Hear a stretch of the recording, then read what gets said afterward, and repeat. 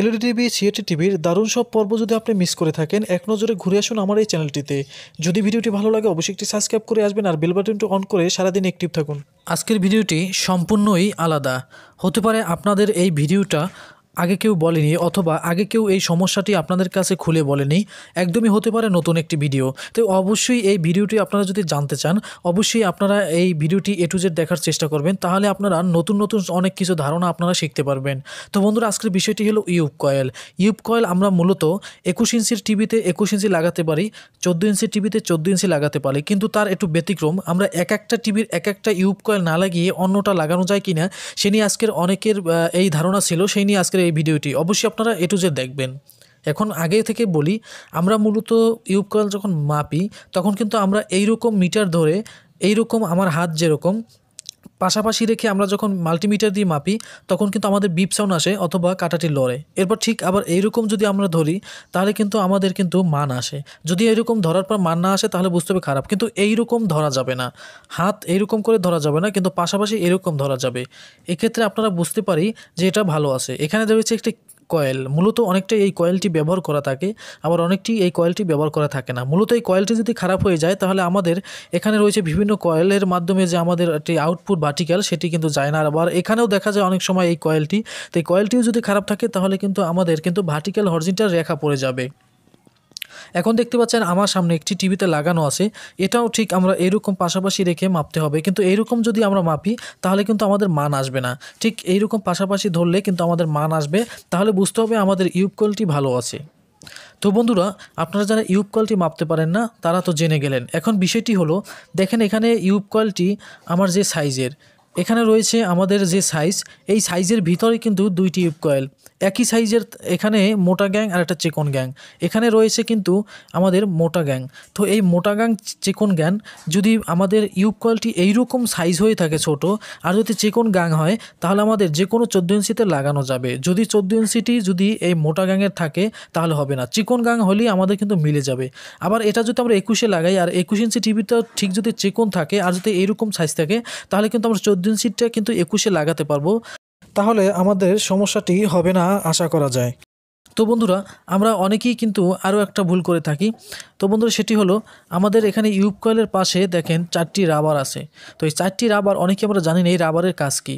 মূলত এই রাবারগুলো একটি নির্দিষ্ট ইউক কয়েলকে একটা স্পেস করে।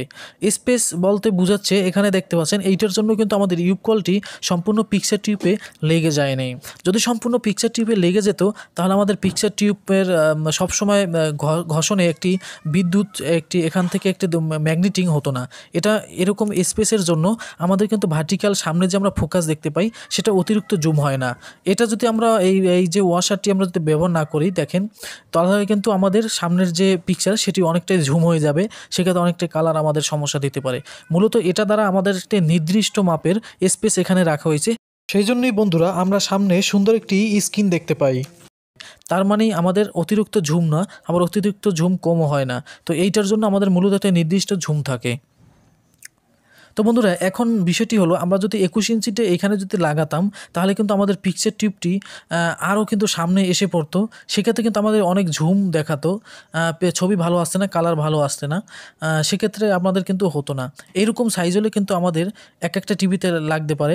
আর আপনারা যারা অনেকেই আছেন যে আমাদের পিকচার টিউবের ছবি একটু ডান বামে কাজ থাকে, তারা এখানে ইউক কয়েলের নাটটা ঢিল দিয়ে আমরা ইউক কয়েলটা হালকা ডানে বামে নিলেই কিন্তু আমাদের ছবিটি লড়বে। ইউক কয়েল আমরা যেদিকে লাগাবো সেদিকেই কিন্তু আমাদের ছবিটি লড়বে। আর এখানে যে বিষয়টি, এখানে কিছু চুরির ব্যবহার করা হয়, এটা মূলত চুরি বলে অনেকে। তো এই চুরিটি ঘুরালে আমাদের নির্দিষ্ট একটি কালার আছে, সেই কালারটি ম্যানেজ করা যায়। তো অনেক সময় দেখা গেছে অনেক ভাইরা এটা লাড়াতে আমাদের কালার কিন্তু চেঞ্জ হয়ে যায়, সেক্ষেত্রে কিন্তু আমরা মিলাতে পারি না।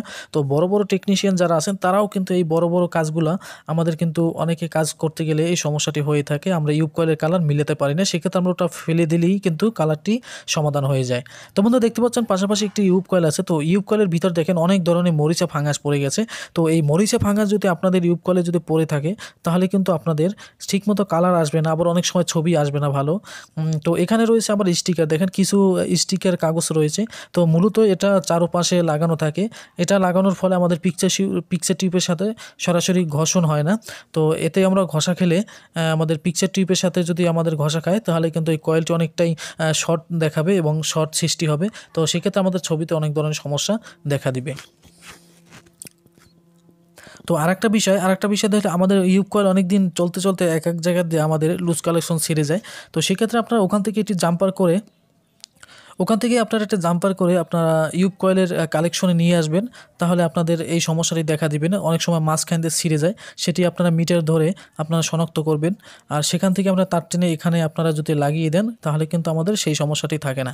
তো আবারও দেখা গেছে ইউক কয়েলের যে আমাদের ভার্টিক্যাল হরিজন্টাল, এখানে যদি আমাদের জ্বালাই লুজ হয়ে যায় অনেক দিন চলতে সেক্ষেত্রে কিন্তু আমাদের রেখা পড়ে যেতে পারে।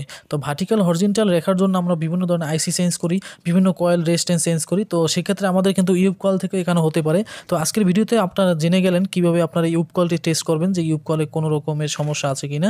তো সেটাও আপনারা বুঝে গেলেন, আর এইরকম আমি যা বললাম এরকম আপনারা মেপে দেখবেন। তো বন্ধুরা, যে কোনো একটি নতুন ভিডিও পেলেই কিন্তু আপনাদের কাছে বারবার শেয়ার করতে আসি।